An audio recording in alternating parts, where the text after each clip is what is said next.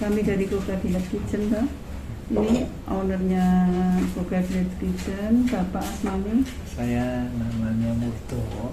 Ini istri saya Hanidia Safitri. Latar belakang berdirinya Latar belakang berdirinya Kokaya itu sejak tahun 2006 kami hanya berjualan stok makaroni, nitip-nitip barang, ternyata animo masyarakat bagus, peminatnya tambah hari tambah banyak. Selain kita nitip di pinggir jalan warung makan Tenda Biru, setelah Tenda Biru kita bikin di sini di halaman rumah ini karena banyak mahasiswa di sekitar sini yang butuh mencari makan. Saat itu di sekitar Penumpang warung makan baru sedikit, sedangkan mahasiswa kedokteran UMS fakultas yang umum, kedokteran umum itu 800, saya tanya 800 anak lebih. Ini rumah makannya belum mencukupi. Tahun 2006 itu saya bikin warung makan Mbak Hani, stok makaroni Mbak Hani.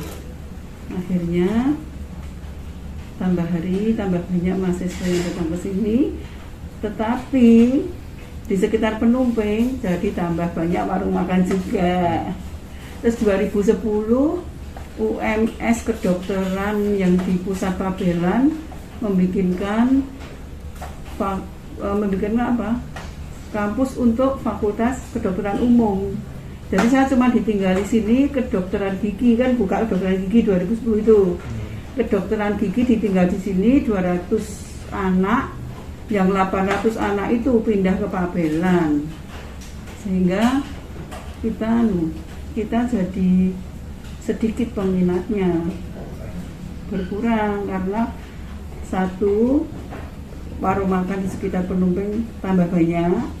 Terus setiap kos-kosan ini yang di dalam kampung-kampung Penumpang itu ada yang menyediakan makan dalam, sehingga kita kurang satu top. Anak saya bilang, "Mah ini ditutup 6 bulan dibikin Kokadilat." Dulu kan warung makan Bani. Sekarang jadi Kokadilat Kitchen. Itu 7 tahun yang lalu. Terus kita rubah menjadi Kokadilat Kitchen, terus kita masukkan di sosmed. Ada IG-nya @Kokadilat. Terus masaknya kita manggil Chef Yuda, diajari menu Western food. Jadi kita jualnya Indonesian food sama Western food. Untuk baristanya kita ambil dari Jeko. Jadi Jeko itu ngasih trik-trik bikin minum. Jadi minum kita itu dari Jeko, maamnya dari Chef Hotel Paragon saat itu, Chef Yuda. Jadi untuk menunya ada spaghetti, waktu itu kita nambah menu 3 stick iga. Terus lama-lama saya nyampur Indonesian foodnya, kita tambahi nasi bakar, gado-gado, salad galantin sama salad daging sapi. Stok makaroni unggulan, tetap unggulan stok makaroni. Wis nyetak anak dari sarjana lain stok makaroni. Kemudian besok ini saya mau nambah menu lagi, penyetan lombok hijau, ayam penyet lombok hijau besok Rabu. Launchingnya Rabu. Untuk pegawai yang ada di Kokadilat ada berapa untuk pegawai? Sebelum pandemi kan kita 8 plus mahasiswa. Jadi kita menawarkan pada mahasiswa, banyaknya mahasiswa pertanian UNS. Nah, itu mahasiswa itu mau part-time, kita ngikuti jam media. Aku sekalian bantu toh. Jadi sekali datang 50.000 itu kalau pas DWE nggak kuliah. Ada 3 mahasiswa pertanian. Nah masih mahasiswa ini yang satu email dia itu keterima jadi sipir penjara wanita, terus yang satu skripsi, yang satunya lagi skripsi. Jadinya sekarang tinggal 5 masih karyawan saya. Dari 5 itu untuk pembagian tugasnya bagaimana? pembagian tugasnya ada yang libur, setiap hari ada yang libur, ada si pagi, ada si malam. Jadi dibagi mereka sendiri yang atur liburnya. Untuk pembagiannya itu setiap hari, satu di kitchen, satunya di barista. Ya, tapi Satu nah, masak, satu minum. 3 orang. Terus kan 2 tahun ini untuk pandemi itu gimana dampak yang dirasakan dan apa solusi dari dampak yang dirasakan ya karyawanku jadi berkurang. Ada satu karyawan yang tidak saya panggil lagi. Waktu pandemi awal itu kan disuruh tutup, kita tidak beli dine-in, kita belinya kan drive-thru. Nah, belinya drive-thru tok. Jadi ojol boleh, online boleh, dine-in yang tidak boleh. Nah itu kita ikuti, terus jam kerjanya, jam bukanya kan diungkret ke sampai jam 7 tuh itu. 2 tahun yang lalu, ini pertanyaan dari pandemi awal loh. 2 tahun yang lalu kita buka sampai jam 7, padahal harian kita jam 9 pagi sampai 10 malam. Jadi jam 7 karyawan berkurang 3. Terus saat itu pernah karyawan masuk sehari 2 orang toh. Karena memang pemasukannya nggak mencukupi, terus mereka digilir 2 hari kerja 2 hari libur daripada PHK. Daripada PHK saya kan yo bertanggung jawab atas mereka, karena mereka juga berumah tangga, mereka punya anak yang masih sekolah, butuh biaya untuk rumah tangga mereka.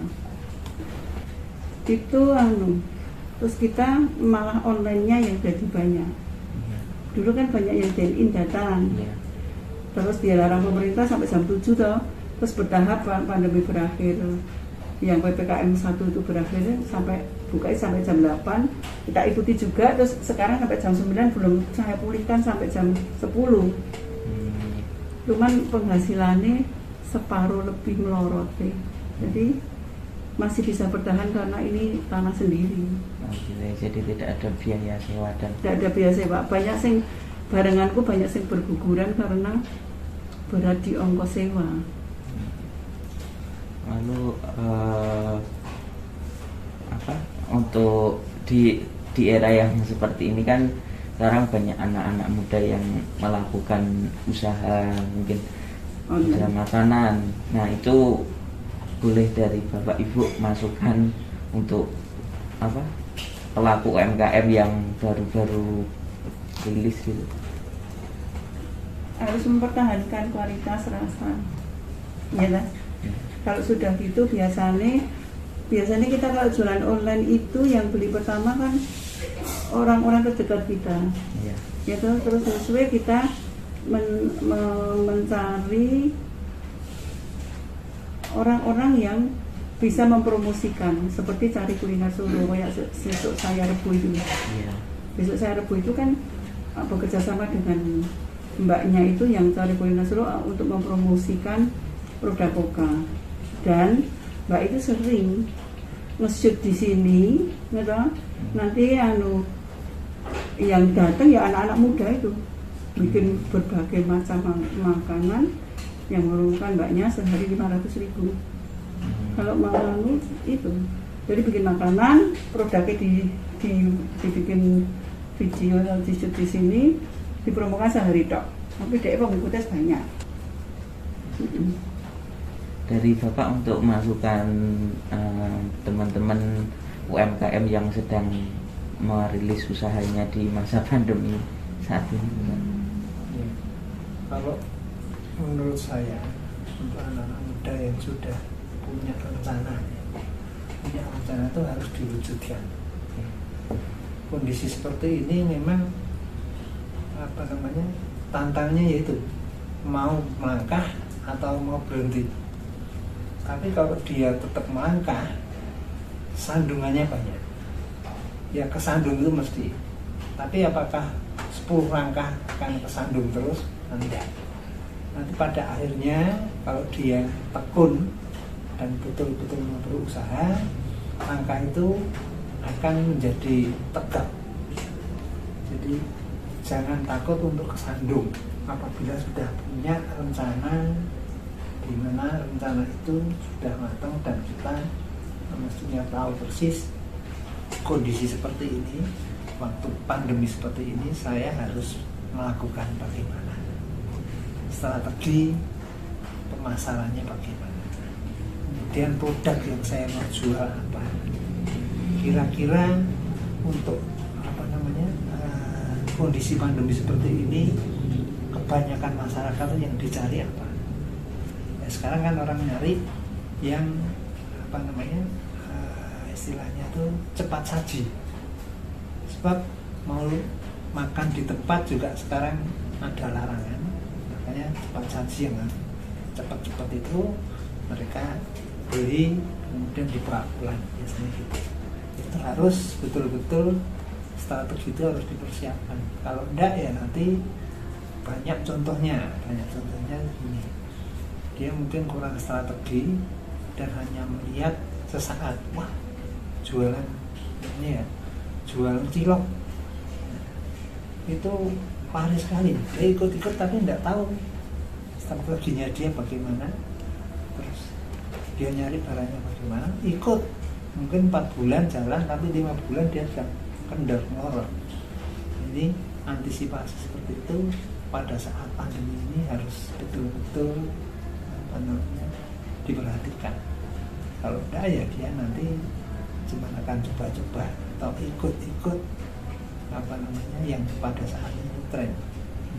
Tapi pada akhirnya bulan-bulan lebih dari 4 bulan mesti akan jatuh dia. Ya tidak semua jatuh enggak, tapi kalau dia strateginya enggak betul, dia pasti akan terpuruk. Biasanya anak merilis usaha baru gitu kan mesti rame banget. Karena apa? Karena kita mesti mempromosikan ke teman-teman kita loh. Kayak aku, temannya bapak, temanku, temannya anak-anakku 3. Ya, waktu pembukaan itu kan semua harus ini. Pertama kita kasih diskon 50% sehari. Nanti besok 30%. Mesti berdatangan konco-konconya EDW ning grup sosmed kita. Ya, terus diwak kita. Terus akhirnya tambah sana kita kan itu belum untung ya. Iya, masih belum untung. Terus dengan iming-iming kayak kemarin itu ada rumah makan baru Kenanga itu ngasih gamis. Kita beli nyamuk 30.000, gamisnya harganya 55.000. Belakang UMS dulu. Oh iya. Nah, memang harus berani seperti itu. Karena persaingan seperti ini ya susah banget kok ini ya. Iya. Paling susah. Enggak 2 tahun kok. Ya dari semenjak awal buka 2006 jadi ini yang paling susah. Paling susah ya baru kali ini. Susah. Untungnya anakku sudah lulus kuliah kayak tinggal siji ya. Iya si Mas Ube. Ibu. Tinggal itu bahasa Inggris. Mbak Iris di OJK masih udah nikah tadi ya, nggak begitu berat. Dari sekian untungnya kita tuh sudah langkah kita sudah panjang dari awal 2006 sampai sekarang ya, alhamdulillah masih diberi peluang untuk bisa berjalan. Kita di sekitar sini itu banyak yang sudah mulai surut bahkan bangkrut. Banyak, barenganku bangkrut banyak. Yang buat gacuan itu ya, namanya alhamdulillah kita masih demit apa itu? Demit pisang. Jadi demit pisang, jadi demit pisang adoan. Itu terus jadi gacuan loh perapatan itu Paragon itu barengan nih berdiri koka bukan warungnya Mbak Ani ya. Dulu 2006 kan warungnya Mbak Ani. Iya. Setelah makroni sama nasi bakar, terus karena mahasiswa 2014 karena mahasiswa kedokteran umum diambil ke Pabelan, bikinin gedung Pabelan kan aku tinggalin cah di Rongatus kan akhirnya ya itu tadi kan kudu. Iya. Kudu strategi yang lain. Strategi yang lain. Kita nggak pakai kontrak bisa bertahan. Ini tertatih-tatih tapi ya untung Allah masih ngasih rezeki yang cukup, nggak lebih tapi cukup iso nggo gaji pegawai, iso nggo operasional. Yang penting iso mubeng karo gaji karyawan, ojo ngantek ngutang karyawan, ya kan?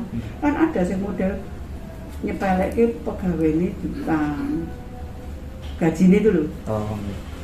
Yang penting aku iso pulaan pegawaiku sok didobel. Misalkan loh mereka punya kebutuhan juga seperti kita.